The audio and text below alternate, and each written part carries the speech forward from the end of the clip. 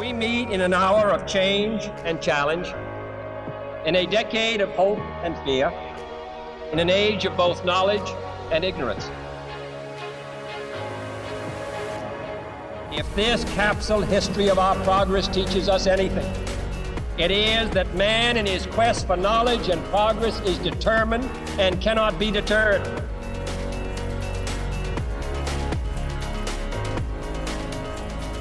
Because that goal will serve to organize and measure the best of our energies and skills.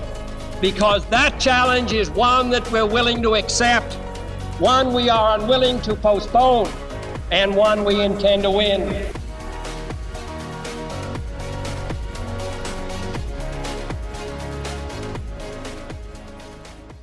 So we are here today with Keith Martin, who is probably the most highly respected project finance attorney in the country, in the world. I don't know, but everyone seems to know you. So Keith, thank you so much for hopping on the show.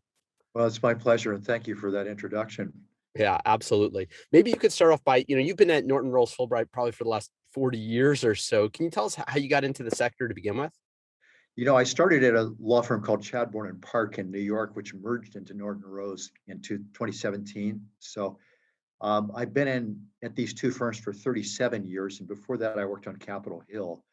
I was counsel to Daniel Patrick Moynihan, a former Harvard professor and New York senator. And then before that, a legislative assistant to Scoop Jackson, who was chairman of the Senate Energy Committee. So I got into this area, number one, by working on tax issues on Capitol Hill. I was Moynihan's tax counsel. And then when I got to Chadbourne, it was right after the Arab oil embargo. The firm represented the paper industry, and the paper companies were big electricity generators. They made their own power. When PURPA was enacted in 1978 to encourage independent generators to get into the market and require utilities to buy the output, the paper industry was the first industry to knock on utility doors. We ended up litigating against utilities in 20 states to open markets and taking a key case to the Supreme Court. Wow. That's how I got into it, really on the ground floor. Amazing. And can I push you to go back even a little further in your personal history? What got you interested in DC at all? That's a different beast altogether. My dad moved us here. My dad was a journalist. And when Edward R. Murrow became head of the U.S. Information Agency under President Kennedy, Edward R. Murrow was the legendary CBS newsman. He invited various journalists to come and work at USIA. My dad had grown up in the Middle East, and Murrow put him in charge of the Near East and South Asia division. So we ended up here in the Kennedy administration. As a kid, I was always interested in politics in Washington, and that's my ambition, was either to be a journalist or a politician. And in 1969, when I was in high school, I went up to volunteer to work on Capitol Hill. I wanted to work for Hubert Humphrey or Fritz Mondale. I was originally from Minnesota. But I walked into Jackson's office, and the people were just so nice. And that's where I got started. That's awesome. And, so I guess the DC element has been kind of woven throughout your career as well. It's not just energy that you're an expert on, but also how it interweaves with policy. Is that right? Yes, I think you're there. I've noticed this in the project finance market, particularly among tax lawyers, that there are two ways of approaching tax law. One is to read the words very carefully and just see how you can parse them to get where you want to go. And the other is more a Washington approach of what exactly was the policy people were trying to implement and what makes the most sense as an interpretation in light of that policy. There's this tension in the market between, I would say, the New York tax lawyers and the Washington tax lawyers that comes out that way. So that's kind of like the originalist interpretation versus the in a way, that's true. And so because at the end of the day, right, we have these like big goals, and that's why we change policy is to actually accomplish something at the end of the day. With renewable energy, were you around and part of it when it was first taking off? And like, did you understand like really what the goals were, and was that properly being translated through policy, or was there a long journey to actually make that a reality? I think what's happened here is there have been two runways in the US where we've tried to get the renewable energy plane to take off. The first one was from 1978 to 1985. By then, people had lost interest in it, and the plane never really got in the Mm. air. And the second started in 1992 when production tax credits were reenacted or enacted. And that runway has been much longer, obviously, and has allowed the industry to get to scale. 92, what was going on then? I mean, I understand, clean air is always a concern, but I didn't remember. I mean, I was too young, but I haven't even heard about people really considering climate too much back in the early 90s. No, that's a very interesting question. Why was Congress interested in this? I think it was more geopolitical. It was an interest in freeing ourselves from having to be drawn into Middle Eastern wars. Ah, that makes a lot more sense. I remember in the early 80s, we worked with the solar companies, the early solar companies. They tended to be aligned with oil companies. They were among the first movers interested in solar. I remember going out to a SolarX plant where solar panels were made, and there were just tables like you'd find in elementary school Mhm. with with with Vietnamese women who had immigrated from Vietnam after the war, were just individually soldering together panels. It's amazing how much the industry has changed. Yeah, no wonder it was so expensive back then. Right. And so how did you see things evolve over time? And what were some of the other key policies that were changed that actually allowed for the right type of market to be created that has, I guess in recent years, and I say recent last decade or so, really allowed the industry to take off? I think there were two policies, one at the federal level and one at state. The federal policy has been the tax subsidies. The federal government right now pays on average 44 cents per dollar of capital cost for a solar or wind project. That's a lot of money. Yeah. It's inefficient because you have to, none of these developers can use the tax benefits, so they have to barter them in the market. They get back less than full value. So that was one thing. Adjunct to that was the Treasury Cash Grant Program. After the bottom fell out of the tax equity market in late 2008, the Treasury stepped in as a tax equity investor of last resort.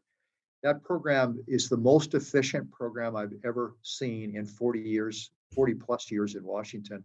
It's run by two women who just were extraordinarily efficient. You could send them a question and you would get back an answer in writing by email within 3 minutes sometimes. Well, take a step back. What is tax equity exactly?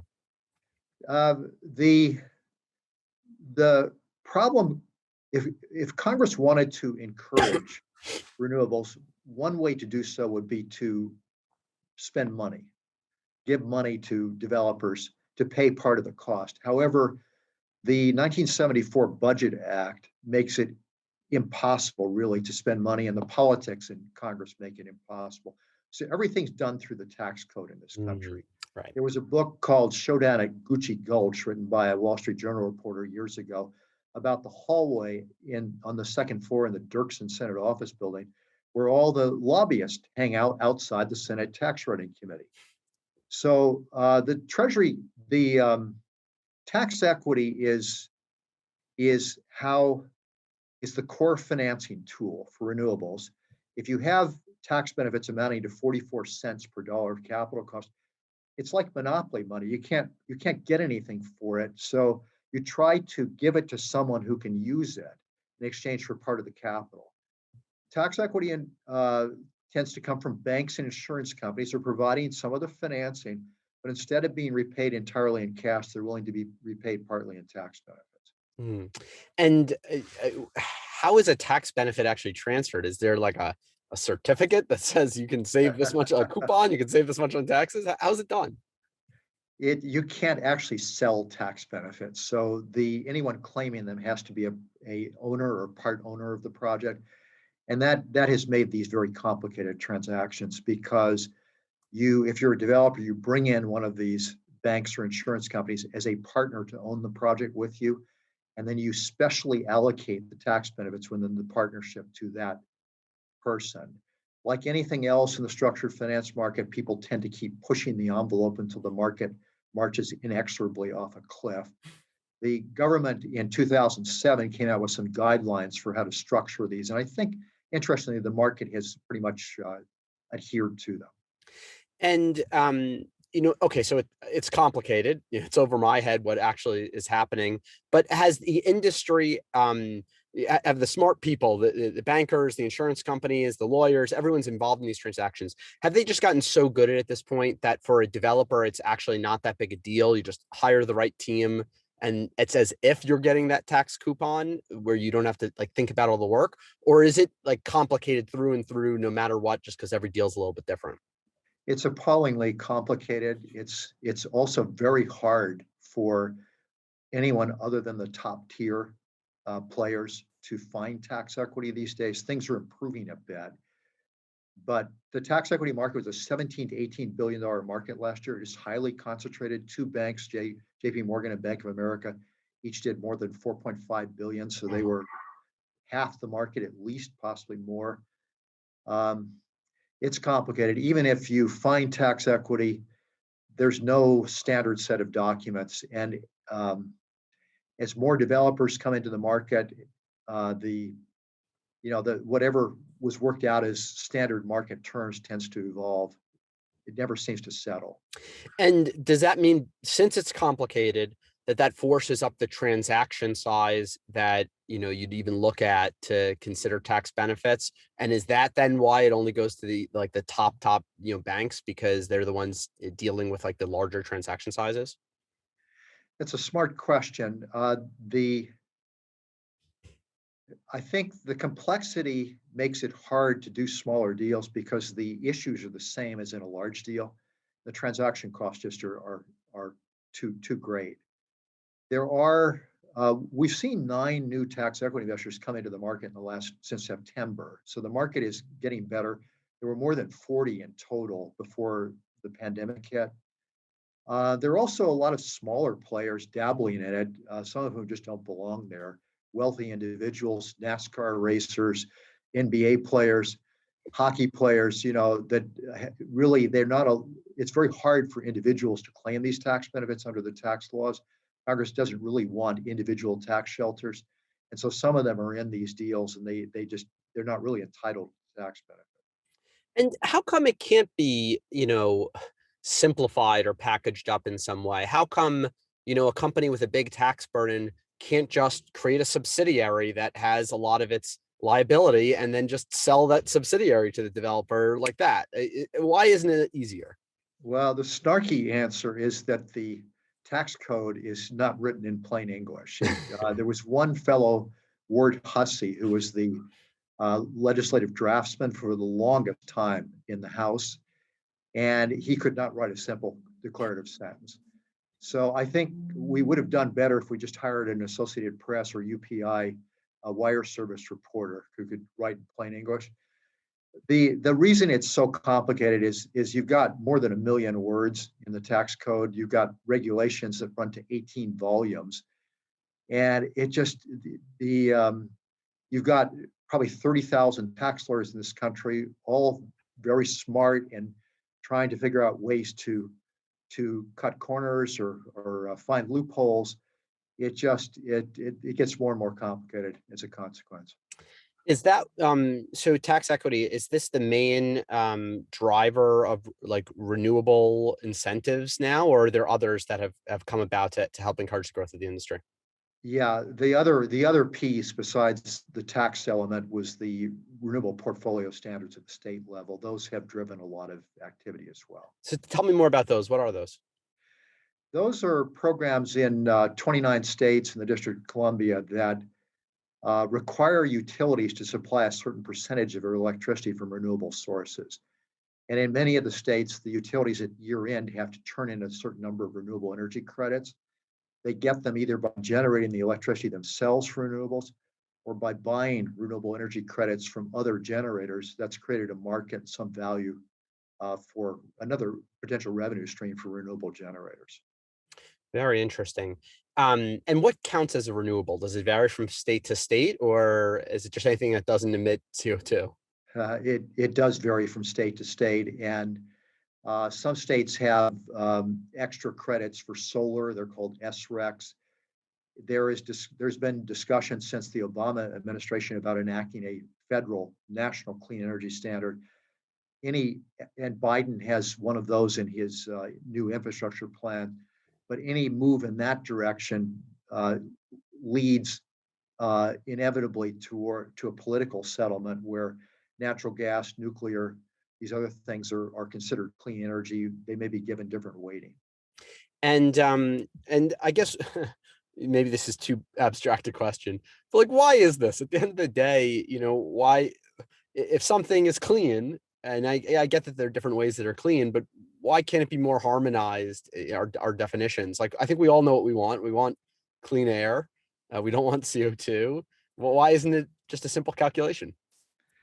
Uh, I've I've always thought that debates in Washington are like a dinner party with a lot of people around a table and a tablecloth that is too small to fit the entire table. So everybody's pulling in his direction. That's just the way in a large, complicated society like ours, laws are written. Yeah. Have you seen different industries become smarter about it than others? For instance, so solar's got this extra advantage. Does that mean that they're just better than geothermal at putting together these types of deals? I think it means that they may be more effective in Washington, or they're just it may not just be the trade associations. It may just be a function of how many more solar installations there are across the country. So they have a lot more political muscle. I see. That makes sense. And what have, speaking about different technologies, what have you seen, over the last couple decades in terms of, renewables and the growth of different industries and how they've either affected each other or what they've led to over time? That's a big question. When I first started working in this industry, it was all coal-fired power plants. Then we went to gas, and then after the California collapse, California market collapsed in 2000. Enron went bankrupt. There had been a drive to merchant gas projects where you had as many as 4 different gas projects in every corner in Texas. And then after that, it took a while for the market to pick itself back up off the ground. And that's when interest in renewables really started, 2004, 5. And since then, it's really been growing steadily.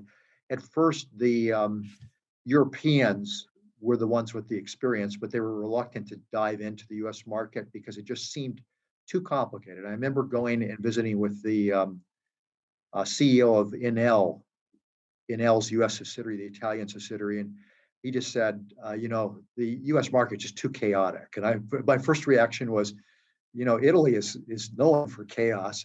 Yeah, they've got like 23 political parties. Right. However, on reflection, I thought he was right, because we have a federal system and then we have 50 different state systems.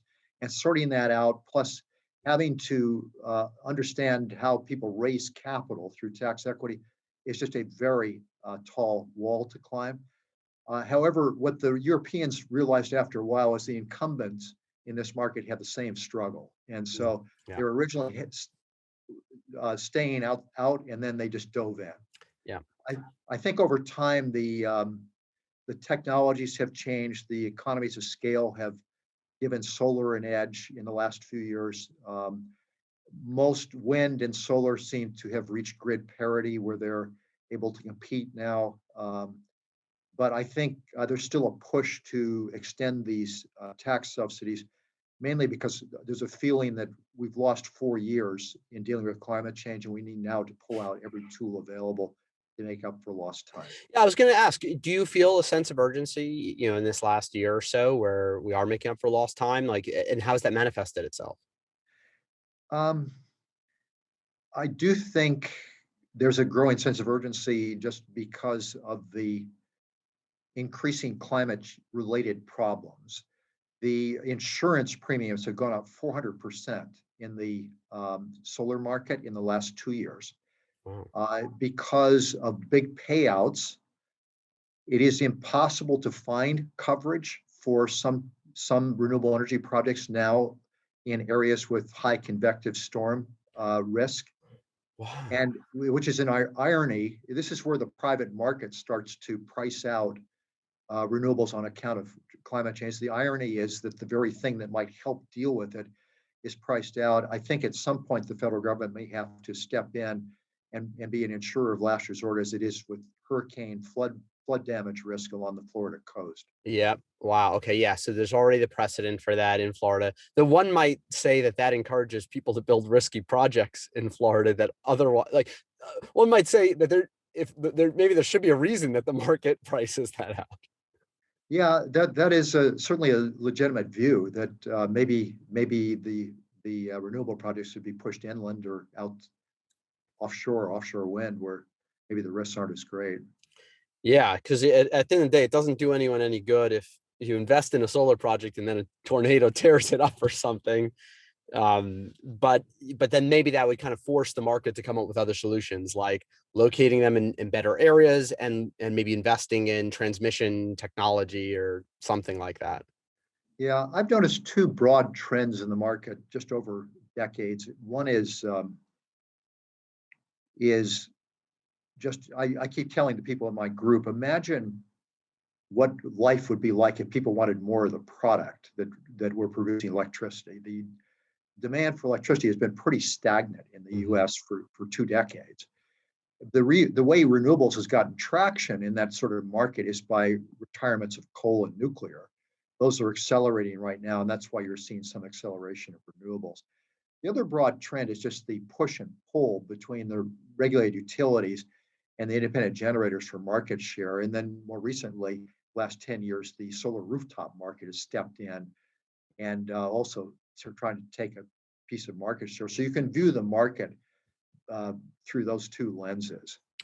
Do you do much work internationally? Are we kind of like in America? Are we like a sandbox for experimentation in this regard? And then do we see these similar structures being adopted elsewhere, or are countries that maybe don't have enough power to begin with just a totally different ball game because they just have to build, and so they're not kind of like eking around the edges? We do a lot of work internationally. We did 145 billion in deals, 331 transactions in the last 3 years. We're in Okay. 33 countries. The firm Norton goes back to 1794.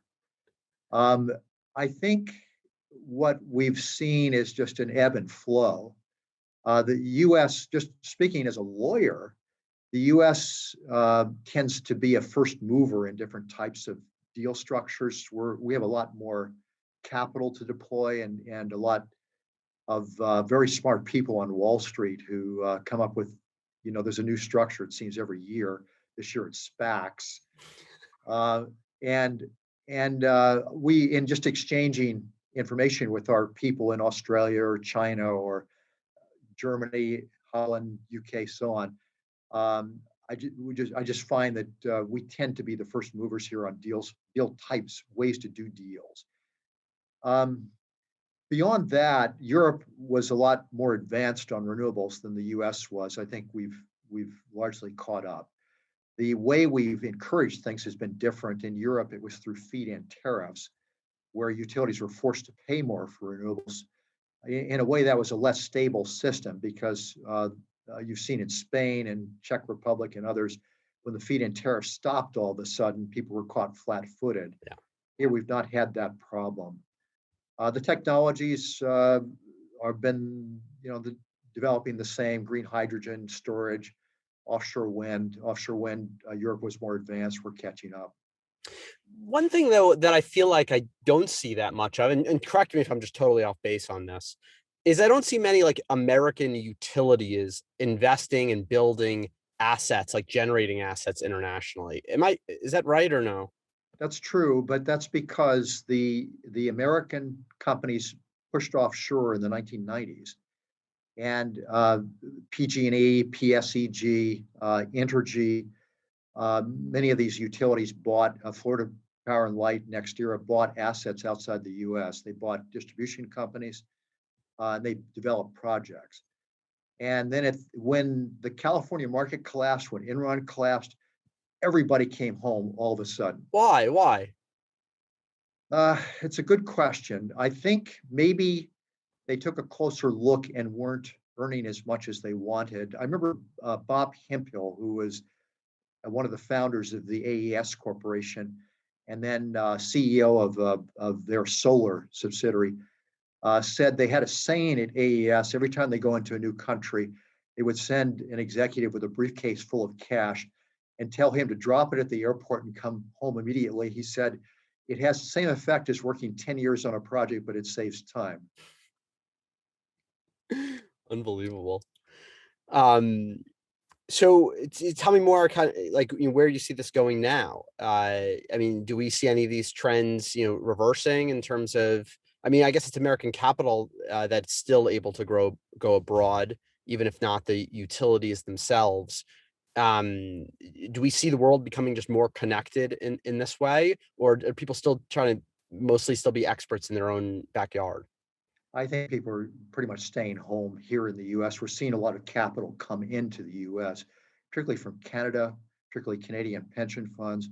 We're seeing European investment funds, European utilities still putting capital in here. Koreans, Japanese are the main sources of it. So the returns in the US market are just a lot better than they are outside. The opportunities here are greater. And how do they get access to the deals? If we have capital sources domestically, and let's say a Korean bank wants to come in, how do they beat out the American bank? Um, there is a lot of competition. There are 50 to 70 banks and gray market lenders trying to finance projects here. Many of them are outside the US, and it's just a competition. They have kept interest rates low, and they although there's interest rates have been going up lately. If you look at the 10-year Treasury bond yield, which is an indication of where the yield curve is moving, the bottom end of the yield curve is a 2-year rate. It's becoming steeper and steeper, and yet in the project finance market, we're not seeing that translate here. There's still downward pressure because of all the money looking for a place in this market. Are there, just keeping on this international topic, are there any like national security strategic concerns? Like, would we ever want to invest in, a country that is energy reliant on one of our enemies as a way to kind of, keep the enemy subdued, but also create a little opportunity for independence? Do we do this type of stuff? I don't think so. I think the biggest national security issues are just a fear that our grid is vulnerable to software attacks. Hmm. I think the Biden administration is trying to move to fix that. Trump had a ham-handed approach, executive order he issued in May last year that just made illegal immediately buying equipment that might affect the grid from foreign adversary companies without identifying what foreign adversaries are or identifying what exactly was prescribed. That's our Yeah, on the biggest. cyber attacks. Yeah, I've heard a lot about that as well. So maybe switching gears for a second, since you've seen new technologies being able to, grow in terms of their maturity of project finance allocation over the years, what's it like at the beginning of a new technology? So I'm seeing a lot of interest in storage or batteries, or even, stuff like solar thermal, which never really kind of became that, standardized or worked out. How do these new types of power assets acquire project financing when the technology itself still has some questions about it? The market will not finance projects with technology risk. So you have a problem that Obama called the Valley of Death. You can build a pilot scale project, but then it won't get financed. The technology won't until you prove it on a commercial scale. And So when how do you you get say through? it won't get financed, do you mean that it won't get debt financed, or do you mean it won't even get equity financed? It may be able to raise venture capital, but not beyond that. You won't get to the mainstream sources of finance for these big projects. Okay, so not So project equity. yeah, so I think the loan guarantee program that was run through DOE was originally conceived of as a way of pushing things through the Valley of Death, but it ended up without a clear direction, where it was just providing finance for things that could be financed in the private market. Take storage as an example. It's a good one. Storage is just as recently as 3 years ago, I remember a CEO telling us that storage is getting traction in parts of the solar market where people don't do math. So it was getting traction in the rooftop solar market, but not in the big utility scale where you have more sophisticated buyers. But now EIA, the Information Administration, is forecasting 81% of new capacity additions this year will be wind, solar, and storage. Storage is 11% of that. In just the space of 3 years, think of where we've come from. In February, we closed the first merchant storage portfolio. It took wind years to get to a point where people would finance those projects without locked in long-term power contracts with utilities or corporations. Then solar was a couple years after that. Now all of a sudden, here we are at storage, barely a year after, a year and a half, 2 years after solar got there. But is it possible that it's actually wind and solar that's created the high variability from wind and solar has created this arbitrage opportunity that that batteries and that storage are able to take advantage of to make themselves worthwhile? Partly, I think the solar and wind people have realized that they can get a higher price for their electricity if it's shaped. They can promise that they'll deliver it when the buyer wants it, not when it's generated.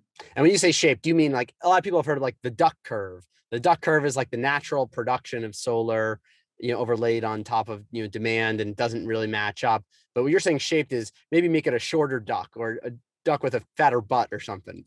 No duck at all, a flattened duck. Maybe so somebody stamped it and flattened it out. I think the trouble with the non-shaped electricity is you're getting places like California where generators have to pay the grid to take their electricity during certain times of the day. Wow. And so this is one of the potential attractions of green hydrogen. With storage right now, you can shift electricity to a different time of day. With green hydrogen, you can shift it to an entirely different season. And I love ideas like this. Does green hydrogen require new generating infrastructure though, or could you just pump it into the same natural gas plants and run it through those turbines? I'm not sure. That's better asked of an engineer. I think what I've noticed about green hydrogen though is there's a conflicting narrative in the press right now. There's one narrative that this is great for renewables. This is the way to control carbon. And there's another that is more cynical and says that this is just the oil and gas industry trying to find a longer role for itself, producing blue or gray hydrogen. So I don't know where that will settle. I know I have a good friend who was CEO of a hydrogen company 10 years ago that was trying to strip hydrogen out of natural gas pipelines, and they couldn't make a go of it. So the natural trend in this market is to think hydrogen isn't it. And then when it comes to these new technologies like hydrogen, or you mentioned how quickly batteries got there, I'd still like to piece apart though how you cross that valley of death. What are the tools, and does it just take like one or two? I understand how venture capital could come in and just fund a plant outright, though that's difficult if it's a bigger facility. So how do they do it? How does someone come up with a new technology and actually get it implemented to the point where it's not a technology risk anymore?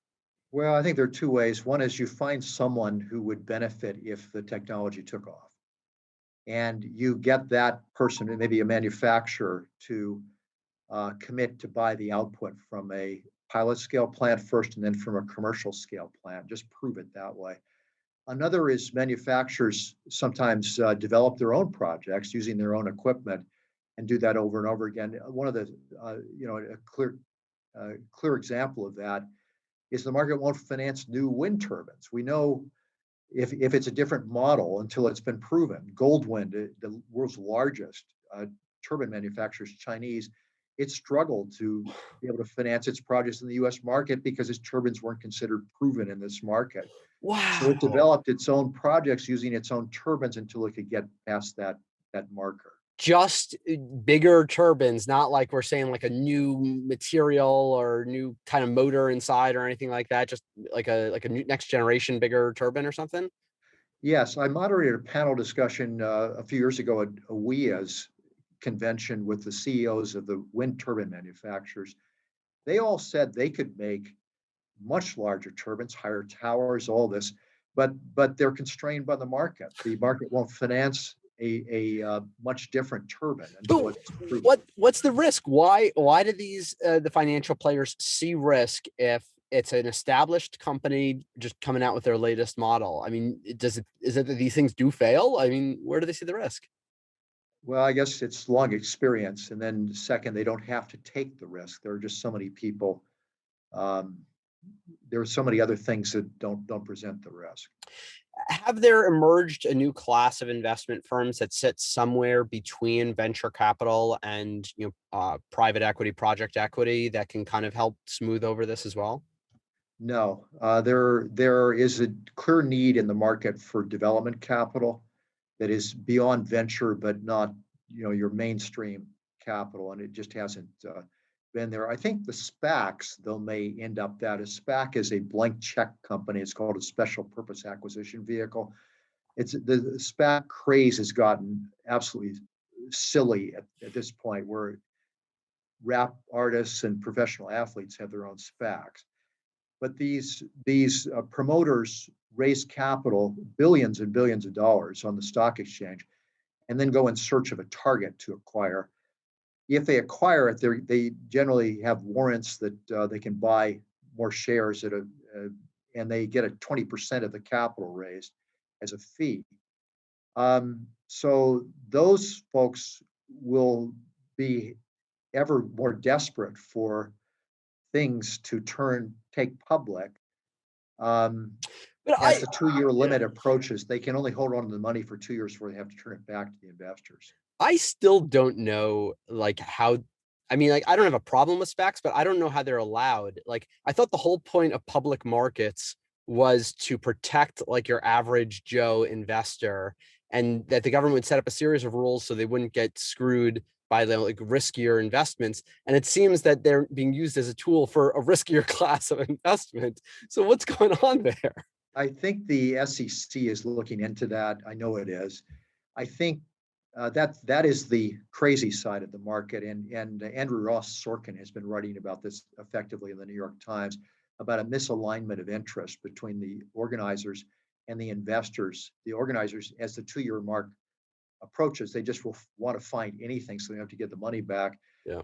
But on the other hand, SPACs address a real problem, which is the IPO process is just so tortured. Yes. There's another route to that. So somehow they have to find a balance. Yeah, though I kind of always figured that, the IPO process. Yeah, I guess that's right. It's a band-aid for the IPO process being so difficult. So all right. So what we're saying is it's tough. So SPACs are maybe okay for this valley of death, but maybe the they won't SPACs be are looking at some of the.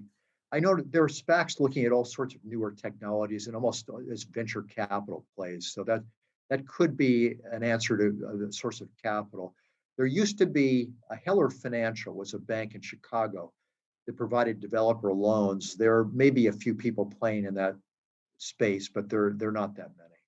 And so you mentioned loans, and I think before maybe we kind of got off topic, but we were talking a little bit about maybe Department of Energy loans as well, government-backed loans. Has the government ever tried to step in? I mean, it seems like it's in the government's best interest. You can virtually launch a new industry, a new economy. You can clean the air. You can address your climate goals. It seems that the government itself. Not that I'm a big proponent of government subsidies being thrown all over the place, but it does seem like this is a uniquely good place that the government can maybe step in to solve some of these problems. What's going on there? Well, it is in a way. There are these ARPA agencies at the Pentagon. Biden is proposing to create a third one, ARPA-I for infrastructure. There's an ARPA-E for energy, and there's just a regular ARPA. So those are the government spending its own money to promote real hard research. As far as the private sector's source is venture capital. Yeah, I've been involved with the ARPA-E stuff for quite a while now, and it's good. It's grants. Comes with strings attached. I wish there was a little bit more of kind of like, market matching or market leading the way to help folks help make their investment decisions. But I was thinking something more like, how like there, what is it? There's like a venture capital firm sponsored by the CIA. And I was thinking maybe there'd be something like that where there's like an energy venture capital or like, I mean, listen, sovereign wealth funds kind of do this stuff for other governments. Do we have a sovereign wealth fund for the US that might do this? No, but there is talk about a green bank at the national level. There are state green banks in New York, Connecticut, maybe some other places. And have those pioneered a good model? Has New York Green Bank, has it done well? Do we like it? There's also NYSERDA at the state level. I think we're in the private sector end of this and the larger projects and the larger rooftop companies. So we don't tend to see that as much. With the place we've seen the most of it is in syngas, where there have been big grants to get those going with strings attached. Offshore wind is another one with floating turbines, strings attached to make sure the money is well used. In general, it's the private sector, if it can avoid going to the government, generally tries to. It's a long process. I know in the DOE loan guarantee era, 2009 on, where it just became so painful to get through the program that people just stopped applying, particularly with the Republicans calling attention to the Solyndra bankruptcy and tarring everybody with the same brush. We even had one company that went all the way through the process, got his loan guarantee approved, and then declined to draw on any of the money. Jigar Shah, who has taken control of that, I think is an inspired choice. He'll make the industry take a fresh look at it. I think people admire Jigar and his energy. Yeah. Oh God, I hate the criticism based on Solyndra because I come from the Silicon Valley world. You like successes or failures are part of the successes, right? You want things to fail because that means you're taking enough risk to pull off the bets that are going to yield orders of magnitude better returns. So I always saw Solyndra, and I was actually working in the solar industry at that time, and so of course we were shit talking Solyndra because they had those tubes from a technical purpose, not from an investment purpose. But I always thought it was a good thing. That means we're taking risks. We're trying to make stuff happen. That's right. If the loan guarantee program worked the way it should, the government should take the big risks, leave the things that can be financed otherwise to the private sector. If you take the big risks, inevitably some of them don't work. So what's your wish list, for the industry? What's your wish list from a policy perspective, from a financial perspective, even a technology perspective? What do you want to see happen?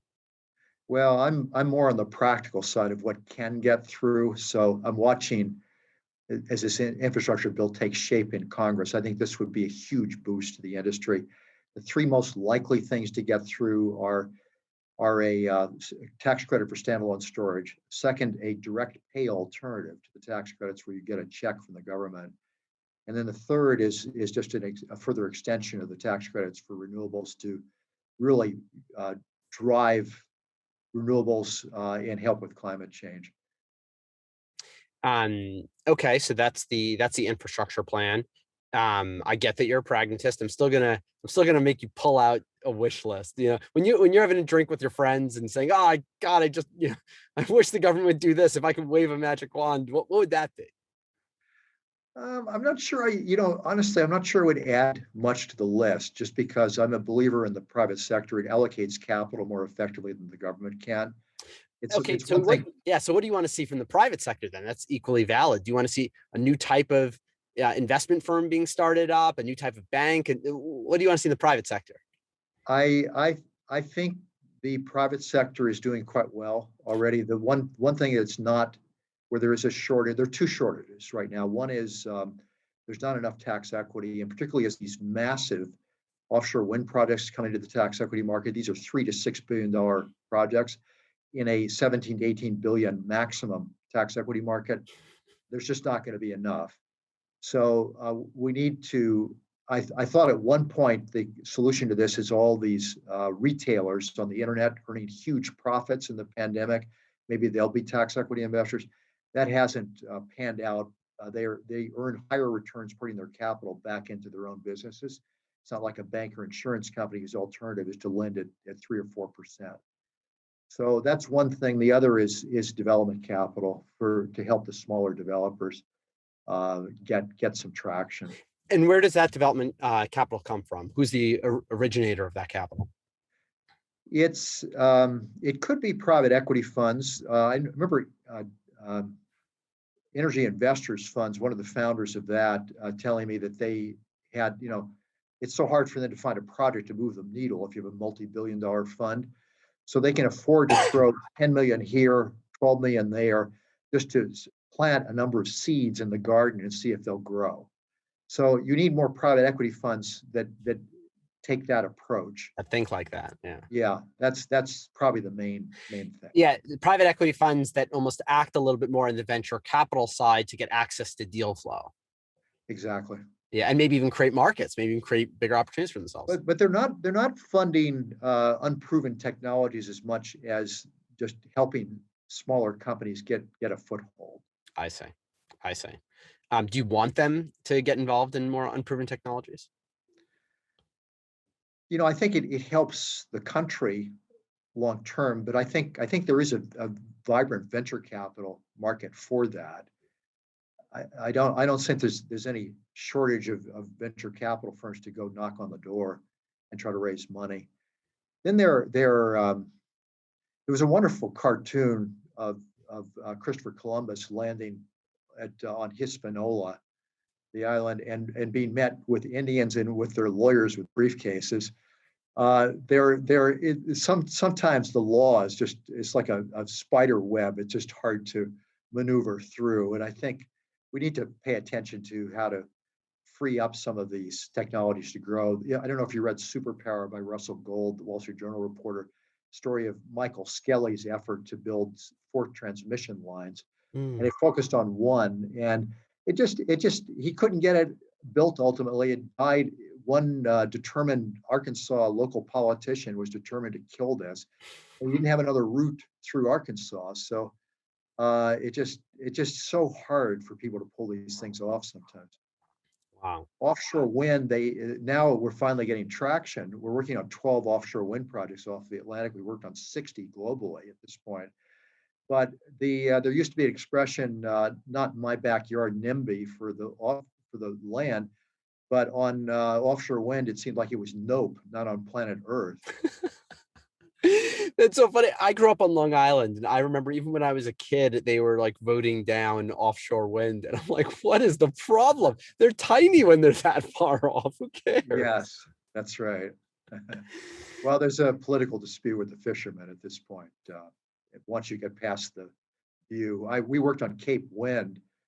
Poor Jim Gordon spent $85 million of his own money over 12 years, 9 or 12 years, I've forgotten which, trying to develop that. But it just came down to, just the opponents on Martha's Vineyard just had endless money to litigate. And it just sucks you dry. Wow. Okay, well, I want to spin this around because we always like to end things on an optimistic note. So just tell me, in general, what are you optimistic about? What do you see coming in the future that you like? Well, we see 3 big inflection points this year. I think investors like inflection points. Any change in the market offers opportunity. So number 1 is if Congress enacts a tax credit for standalone storage, I expect that market really to boom. We're already at a point where every solar project of any scale is being bid with storage, but there are so many more potential uses of it. The second inflection point is carbon capture. There's a tax credit right now that's $50 a metric ton for capturing carbon. If you have 3 million tons of carbon emissions, you're talking about 150 million a year. There are so many owners of natural gas-fired power plants, coal-fired, lignite, syngas plants, fertilizer, ethanol, you name it, oil refineries, all looking to tap into this. Biden is talking about increasing the amount of the credit to try to encourage direct air capture. Elon Musk has offered a $100 million prize to advance the technology like the British Geographic Society offered in the 18th century. Any scientists who come up with a way to measure longitude while on the high seas. So that's second inflection point.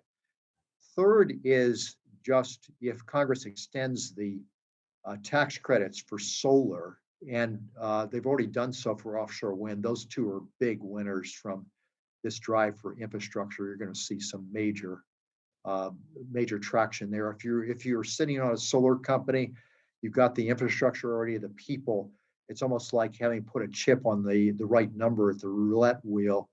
Those people are going to do quite well. Yeah. Any final notes? Give you the last word, Keith. I feel like I keep telling my group, if we were a stock on the stock exchange, we've been working on renewables now since the early 80s. We do quite well because this is the golden era for renewables about to take off.